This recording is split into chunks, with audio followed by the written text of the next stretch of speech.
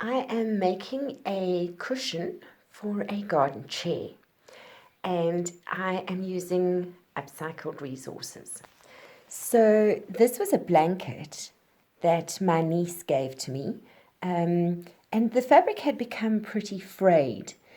It had actually been in a small fire, and there were these holes all over that I have patched using an old stretch knit vest that actually was a production sample from my first book, Contemporary Diecraft.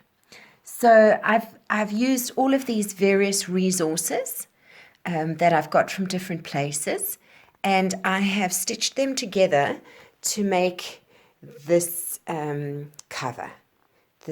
cover that I've constructed. So it's basically a rectangular shape that I'm going to stuff. Over here I've got a piece of fabric that was a sample from a workshop that I taught many years ago. It's been in my collection for a very long time, and I finally decided what I'm going to use it for. So it has gone on as a couple of patches. So we've got all of these different patches here, and then I'm planning on running an experiment with this to see if I can stuff it with some of the plastic that I have accumulated in my life over the last year and a half. And we're going to see if it works or not. So by the end of this video, I'll have this whole thing stuffed with plastic, and we will see if it actually works or not.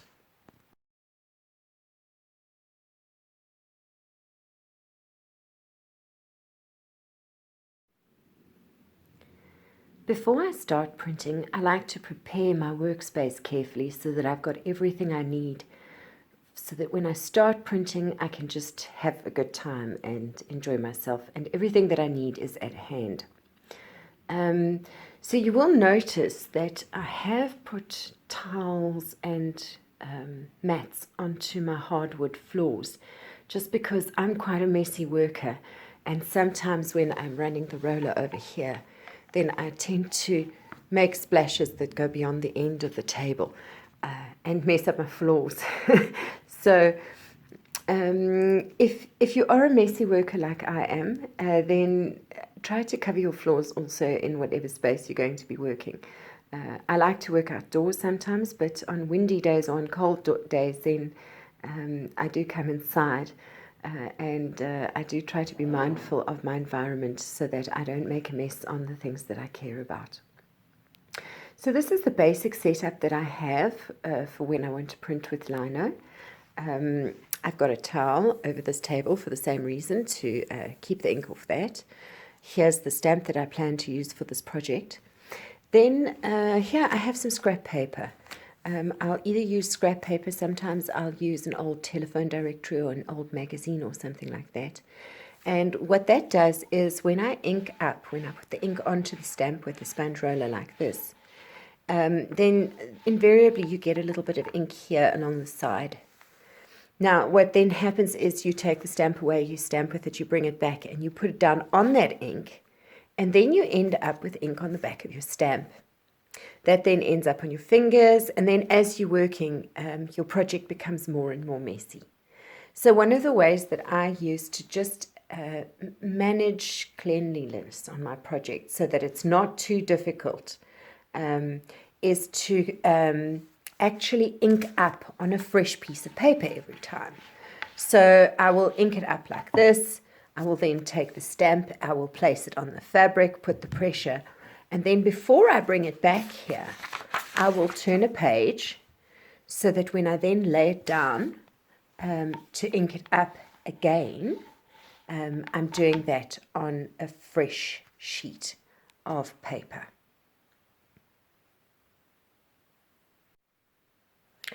I use a sponge roller to apply the acrylic fabric paint to my lino stamp. Now, the reason that I use a sponge roller is because it gives me a very thin, even coating of ink on the stamp. A lot of people like to use oil-based inks, but I've been working with screen printing inks since 1993. And the brand that I use is lovely and creamy, and I've always enjoyed using it. It's really color fast when you iron it properly and you heat set it properly. So I've always been very happy with the results And that's what I've been using for more than 25 years already. Then I just use a lid from a bucket. This is just a plastic lid. That's what I use to condition the ink. Later in the video, I'll show you how I do that and what I mean by conditioning. And then this is just a wet cloth, a damp cloth. I use it for a number of things. Firstly, to get the ink off my fingers before I place the stamp on the fabric. That helps me to keep the project cleaner. And then also when I need to pee or answer the phone or something like that, then I will place the stamp somewhere, and I will just put the damp cloth over the stamp like that, and that will then keep the ink moist enough so that when I come back after a break, I can just carry on printing where I left off without having to clean the stamp in between. And then a spray bottle is one of the things that I use quite a lot. I'll use it to moisten my ink and to just introduce more water into the acrylic fabric paint that I'm using. I like to work with my inks and paints quite watery. And also I am in a dry climate where the ink can dry out too quickly when you're working with it. So it is sometimes useful to have the spray bottle in a very hot, dry climate. Then over here I have a bucket with water in, and that's what I use to clean up the blocks after I've finished. I will just put the lino stamp into the water and give it a bit of a wipe with a cloth and dry it off, and then it's ready to go. This is my favorite palette knife for working with acrylic fabric paint. It's kind of a stylized knife that I found years ago in just a dinnerware set, and it's got this really interesting shape, but I find it really useful for scooping ink out of the bucket and then putting it here onto the plate, onto the lid, and then I ink up from there. When I print on a dark fabric like this, I prefer to do a sample swatch to see what the colors are actually going to look like on the fabric. Sometimes I have an idea to use a certain color, and then I do a swatch like this one and I see the results, and then I change my mind. And that's exactly what's happened today. So when I was planning this project in my head, I was planning to use the white ink. And here you can see that the white ink actually looks very, very stark on this background. And I don't think it's going to give me that warm, homely feel that I was hoping for. Then in my head, my second chance would have been the gold color that I have on this side, the gold metallic ink, because of course I love metallic ink. And it's got that lovely warm hue to it, and there is enough contrast with the fabric that the print should be visible. However, I think it is going to disappear into the fabric. I've put quite a thick kind of a smudge of ink onto this piece of cloth, and the lino printing actually deposits a very, very thin layer of ink onto the cloth, and also this cloth is quite textured, and the texture causes the print to break up even more. So I've got a sneaky suspicion that the gold color isn't going to be very visible. So I don't want to go to all that work of printing the whole piece of cloth and the pattern is just not visible. Which then leaves me with my final choice, which is the teal color. So that ink in the bucket is a teal color, this one here. Let me try and get a bit closer for you. And as you can see, it actually looks quite nice on this dark background. And of the three colors that are here, I think that's definitely going to have to be my choice for this project.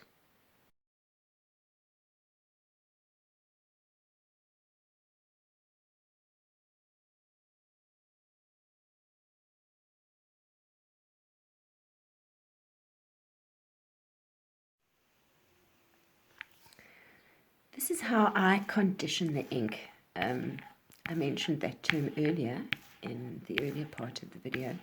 And basically what I mean is that I get some of the paint out of the paint container with a palette knife or something like that, and I put it down on this plastic lid, and then I gently just pick up some with the edge of the sponge roller, bring it back like this, and then coat the whole of the outer layer of the sponge roller with a very thin, even coating of ink. Now, what I mean by conditioning is, can you see how we've got like a very even kind of a thing going on there on both the sponge roller and on the tray? You can't see any lumps. There's nowhere where the paint is thicker or thinner. It all kind of looks very even. And when it starts to look like that, then it's a good time to transfer it onto your lino. So here I'm going to apply the ink to the lino stamp, and here you can see how the paper on the background is catching the ink so that it doesn't go all over my towel underneath. I'm not that fussy about the towel, but it just means that when I've finished inking this up, I can pull that sheet away so that when I then place the stamp back down here to ink it up again, I don't get any of this ink here on the back of the stamp. So that's just a little tip that I can give you to help you to get tidier prints and neater finishes. It's just way less messy if you lay your stamp on a clean sheet of paper or on a clean surface every time before you print it. I also use newspaper, works quite well. You can reuse the sheets. Of course, the ink dries, and then you can reuse the sheets again. So that's also an option. I've decided to place the leaves randomly all over the surface of this base that I've created. And I'm planning on printing across all of these patches just to pull it all together and create just something a little bit interesting and different compared to what you would normally see. I'm thinking about maybe laying the gold over the top, but I'd just like to see how this goes first before I do that. Now, because I moved home shortly before lockdown and we've not yet had a chance to get all of our stuff out of storage, I unfortunately don't have any rubber rollers with me. So for this project, I'm just going to use a hand press. So I'm just going to push down with the palm of my hand on the back of the stamp to transfer the ink. So for those of you who use printing presses and things like that, that's wonderful. And you'll see I get away with quite a lot just using a gentle hand press.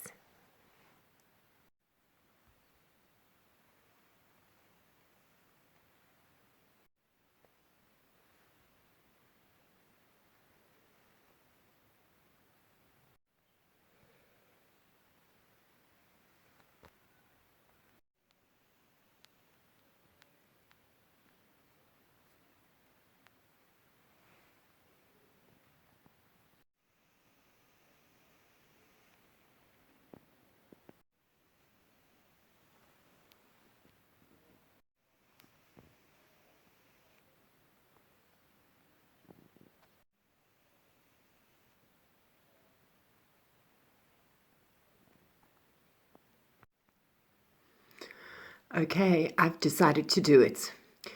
I'm going to give the pearl bronze a try.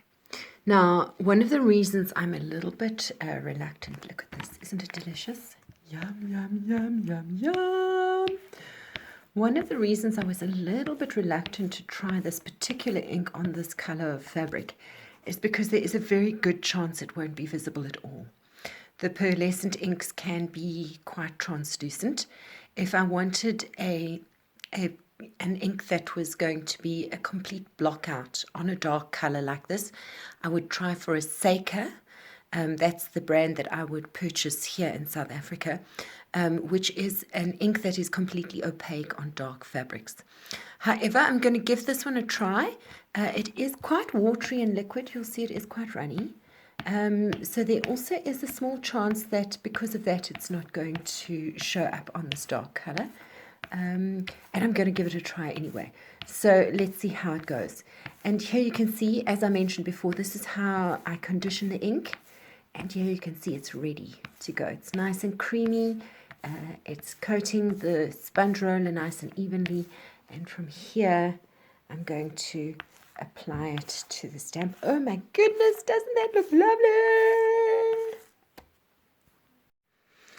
Okay, so I have it inked up and ready to go. I thought I'd give you a close-up here of how it looks, just for those of you who are wondering about consistency and thickness of paint and all of that kind of thing, who want to see some of the detail. Here we go. Okay, so I have placed it and I gave it a good solid hand press on the back with the palms of my hands. And now for the moment of truth, is this gold ink going to be visible on this fabric? Let's see. Ta-da! And the answer is no. My instincts were correct. And so, determined to continue with this experiment, because you know it's quite tricky getting that little bit of gold paint back in the bucket again. I thought instead of trying to put it back in the bucket, what if I were to mix it with the teal? And would that change the result that I'm getting on the orange fabric? And maybe I think I might just be doing this because, wow, isn't that pretty? Yum, yum. Okay, wish me luck. So this time I thought I'd place the stamp on the side of the fabric so that in case this really crashes and burns, which it really might, I can still switch back to the teal paint and complete the other side of this the same way I started it. As you can see, sometimes my creative explorations can be a little bit chaotic. So here we go. Are you ready? 1, 2, 3. Okay. So there you can see the comparison. On the left-hand side, I have the teal that I used without the gold, and on the right is the mixture of teal and gold together. Now this one that I've just done is very subtle, and I think I still like it enough that I'm going to try printing the other side with that color. I'm going to persevere with it a little and see how it turns out.